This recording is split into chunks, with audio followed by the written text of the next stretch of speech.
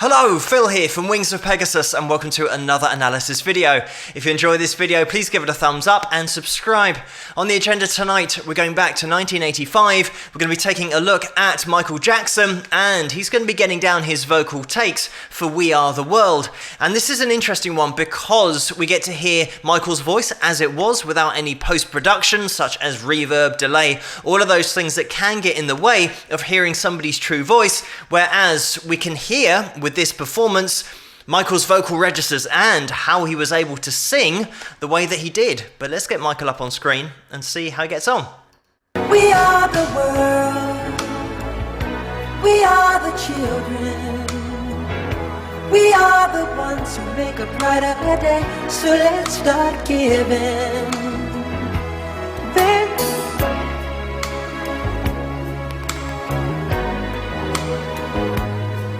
History will make a better day, just you and me. Sorry, I forgot. Michael, you want to do that again? Yeah, these girls, sure. I'm just going to jump in here already because a major thing about Michael Jackson's voice is where he spoke. And a lot of people will say, what is up with Michael Jackson's voice when they'd see an interview with him talking? And this is why it's so difficult to figure out, with all of that post-production as well and multi-tracking, which part of the voice Michael's going to for particular songs and particular sections. But his vocals, when he's singing, are so similar to when he's talking because he's talking in a head voice sound. I've said before about male vocalists who might be belting in chest voice, but then in another part of the song, they'll go to a lighter head voice coordination, and as they ascend in pitch, they thin out that sound, and that's what needs to happen in order to get to the top end of your range. But with Michael Jackson, he talks in a head voice sound, even though he's in his chest voice. To explain what I mean, I'm talking in chest voice at the moment, and every guy does speak in chest voice unless he's going for a very particular effect, and it's rare to find a guy that is not using his chest voice to talk. And Michael Jackson was exactly the same. He is talking in his chest voice, but he's using a really light tone, a head voice tone when he's talking, and you could say that it's weak sounding. It's the opposite of most guys when they talk.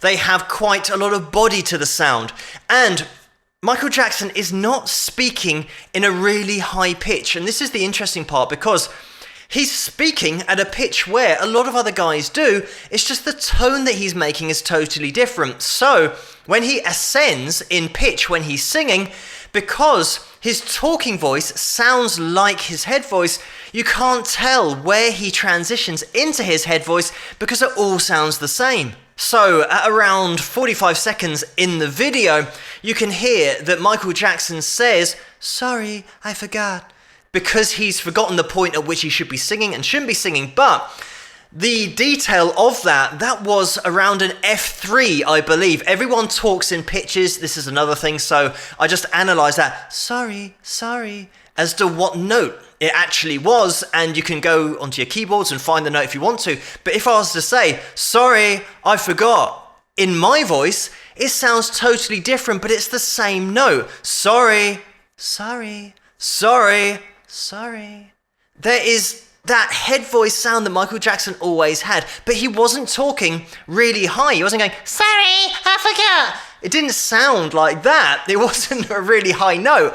These were normal chest voice notes, normal speaking notes. Normally with a guy, if I went from my chest voice right up to the top of my range in head voice, you'd be able to hear a tonal difference and where the voice shifts and where the registers shift.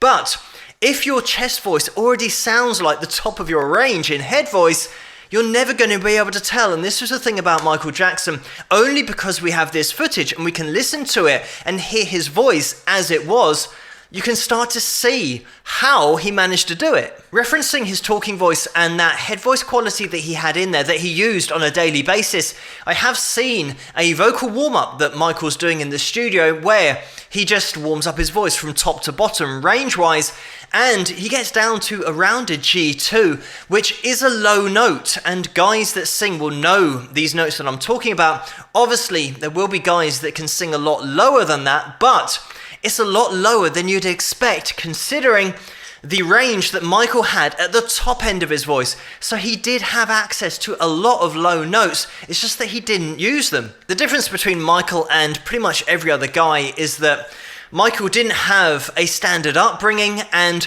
a lot of guys, when they were in school and in their teenage years, they have to try and be macho. So they're going to be relying on their chest voice as much as possible to sound cool, to have a deeper voice.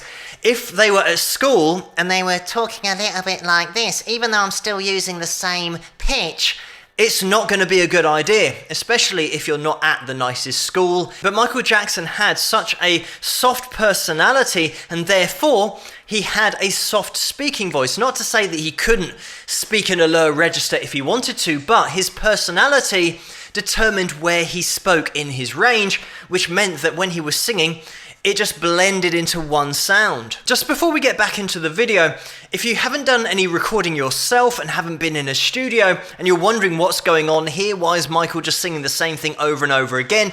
He's doing something called multi-tracking and trying to get a crowd sound of his own voice. And you will see later on in this video where Michael is standing in different positions to get a different effect on the microphone. So it sounds like he is literally standing in different positions in relation to the microphone, and you can hear that when it's recorded, because if I moved away from this microphone and came back here, now the sound isn't the same as when I'm really close to the mic. And it gives you the effect of having lots of people. If you record it over and over and over again from different locations, it just sounds like there's a crowd of Michael Jacksons. Just another quick point, that what you'll find is when you are recording the same vocal over and over and over again, in order to get that crowd sound, sometimes you want variation in the pitch of the vocal, because a crowd never shout out perfectly in tune with each other, but the overall effect of that does sound in tune because there's so many voices you can't tell one from the next. Whereas with Michael Jackson, he is so accurate pitch-wise all the time, it just starts to sound like the same voice but with a bit more chorus on it. Interestingly enough, this is exactly the same thing that happened with Freddie Mercury. I think Brian May said once in an interview that he was so accurate with every vocal take, it just sounded like they were adding chorus to the sound and not lots of different voices, because the pitch was so perfect the whole time. Sometimes you do want that slight variation. So for the great singers, imitating a crowd is really difficult because they can't sing out of pitch enough. But let's get back into the video.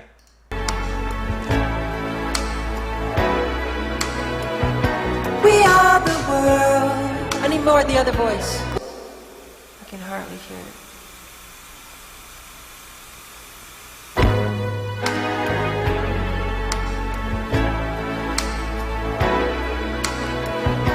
We are the world. We are the children. We are the ones who make a brighter day. So let's start giving. Choice we're making. We're saving our lives. It's true, we'll make a better day. Just you and me. Step back just a little bit on this one for the next two steps. From the mic. Beautiful.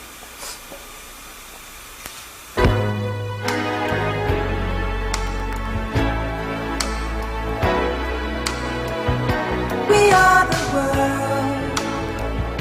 We are the children. We are the ones who make a brighter day. So let's start giving. So we are the world, okay? Yes, right at the top again. Right from that position, we'll do one more stack.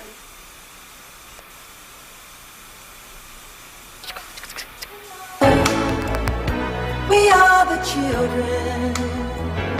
We are the ones who make a brighter day. So let's start giving.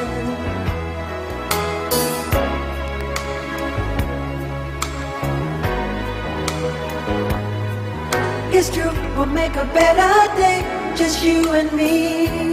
Sorry, one more.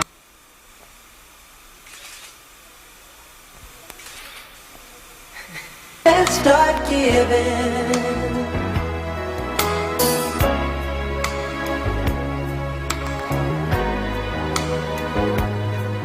It's true, we'll make a better day, just you and me. It's going now back to about 2 feet.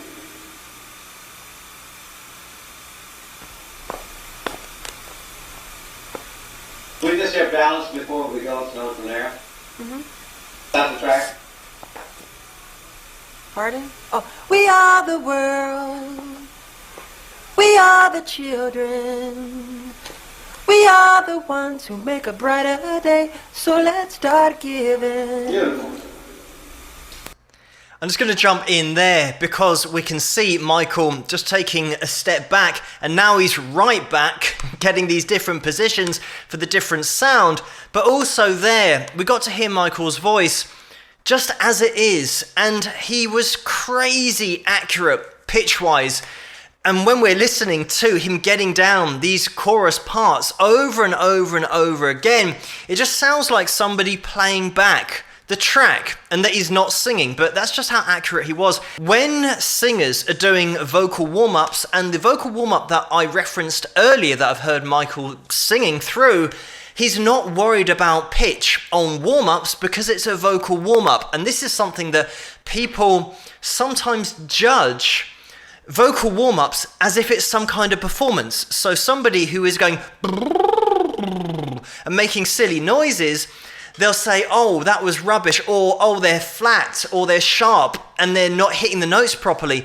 But singers do not approach singing for a performance in the studio like this and live the same as vocal warm-ups. Vocal warm-ups don't matter, it's to warm up the voice. So it doesn't matter if you're not accurate with your singing when you're warming up the voice. So when you watch that warm-up, you'll notice how off-pitch Michael is in sections, but then when it's go time and you need to produce a vocal on pitch, Michael does that because he's now no longer warming up his voice. It's already warmed up. It's now about hitting pitches. As a personality, having that softly spoken voice, don't assume that he was a pushover, because when we rejoin the video here at 1 minute and 2 seconds, he stops and says, I need more of the other voice in his cans, in his headphones. So he just stops singing. A lot of singers who were very easygoing and might not be authoritarian will just keep going and just deal with the fact that they haven't quite got it loud enough in their earphones. But Michael just wants everything exactly right. So you get an impression there of his personality, and he had to be like this to reach the level of quality that he did in every aspect of his career. You have to have that bar set so high. I have run the video forward slightly, but the link to this video is going to be in the description below, so you guys can check it out there if you want to watch it the whole way through. As you can see, it's just over 10 minutes, and this kind of analysis could go on all night because it's Michael Jackson we're looking at. But this next part at 4 minutes and 46 is where we get another appreciation of Michael's character and the way that he wants everything to be right with the recording and get everything just so. But let's get back into it. The same thing.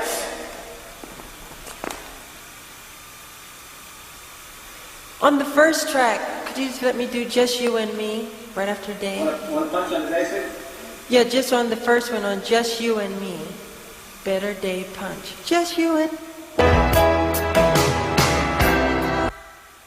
make a better day punch. It's true, we'll make a better day, just you and me. You just got it? Okay. Great. So just quickly to break down what was happening there, Michael wanted to record Just You and Me, just that vocal phrase, but nothing else. And that's when he says punch, meaning that you start recording at that point and you're not recording before that or after that, you just punch in this one line. And it's something that shows you the level of detail. Obviously, there's loads of takes that Michael's already done that are perfect pitch-wise, but he just wants to get down another one because for some reason, whatever he's heard back of his own voice, he didn't get it exactly right. Whereas to all of us listening, you wouldn't be able to tell the difference between one take and the next. It's also the way that Michael puts it to Quincy in the control room, saying, can we just do that bit again? And it's at this part of the song. And then Quincy goes to the wrong part of the song and he says, oh no, it's not Michael having a go at Quincy. There's obviously a great mutual respect here, but Michael has that way of getting what he wants, but in a nice way. And this is something that everybody can learn from. If you are in a studio and something isn't quite how you want it, just ask if you can do it again. But ask if you can do it again in a nice way. Otherwise, you're just going to rub people up the wrong way and you won't get invited back for any other sessions. So I've just run it on again because now we're going to be getting into the key change. So the vocals are going to be higher and we start to hear for the first time Michael Jackson's registers and going from head voice down into chest voice and vice versa, and how he does it. And we only get to hear this because of this stripped back setting. This is the other thing that a lot of people will say, that Michael is going into his falsetto and not head voice. And I always say about top singers, it's so difficult to tell when they're using falsetto and when they're using head voice, because here Michael seems to project his voice with exactly the same volume and intensity as he does when he's singing in his chest voice. So it doesn't sound like falsetto being weaker and really airy. It sounds like there's a lot of chord closure going on, but you can still see where transitioning from that chest voice into falsetto would have a similar sound, because it's impossible to blend those two registers. But when you sing and you go from your chest voice into your head voice, sometimes it will flip in exactly the same way that it sounds like Michael's voice does here, ever so slightly transitioning between those two registers. But there is an argument to say that it could be true falsetto that Michael's going to. So for the purposes of this video, I'm going to be referring to it as Michael's head voice transitioning into that upper part of his register, just getting over that vocal break. But it will sound like falsetto to some people, and falsetto, I think, would be so much more of a difficult sound to get into and out of so quickly as Michael does. But it wouldn't surprise me if he had the vocal ability in order to do that. But let's get back into this. We are the world. We are the children. We are the ones who make a brighter day. So let's start giving. There's a choice we're making. We're saving our own lives. It's true, we'll make a brighter day. Just you and me. So I'm just going to jump in here. There, at 7 minutes and 40 seconds, we had the transition into head voice. So as a reference point, Michael's hitting a D5 in this part of the song, and that's above C5. Obviously, the male tenor, high C. I always mention it as the holy grail for classical singers back in the day, being able to hit a C5 in a full body chest voice. But Michael is above that. He's in his head voice as well. He just transitioned straight into that. But then he comes out of his head voice back down into chest voice. And you can hear it on the word, or the words, "It's true." Those are the lyrics that he's saying, making that transition down. And you might be able to hear a slight difference in his voice when he makes that transition. The next take, he'll try something different with his voice. And this is the thing about Michael in this setting. He's experimenting with his range and with his registers to get a good blend from his chest voice into his head voice. But let's get back into it. We are the world. We are the children. We are the ones who make a brighter day. So let's start giving. There's a choice we're making. We're saving our own lives. It's true, we'll make a better day. Just you and me.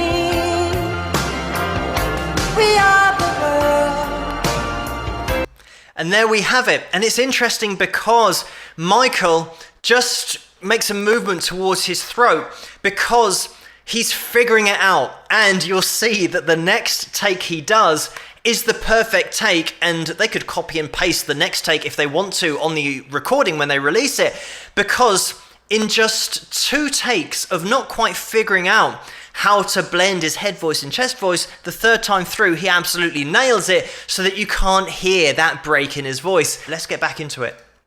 We are the children, shouting. We are the ones who make a brighter day. So let's start giving.